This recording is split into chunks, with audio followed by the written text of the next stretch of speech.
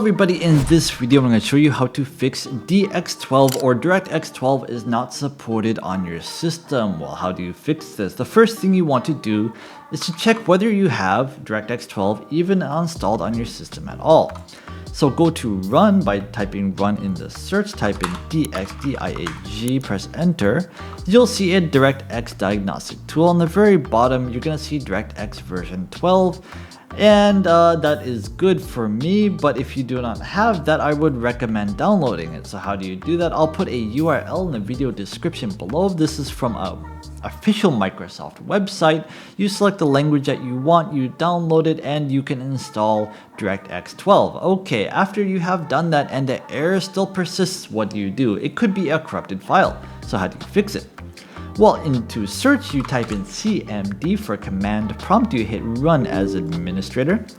This black will pop up, you type in sfc /scan now, all one word. Now what this is doing, this is scanning my entire Windows file system for corrupt files, and if it finds a corrupt file, it will automatically replace it. Now this will fix a lot of DirectX 12 errors.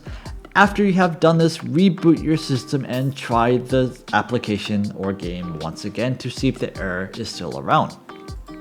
Now, if you have done that, and if you're using Steam and it still isn't working, you can right click on the game, go to properties on the general tab, the very first tab under launch options. You can type in -DX11 to force the game to run in DirectX 11.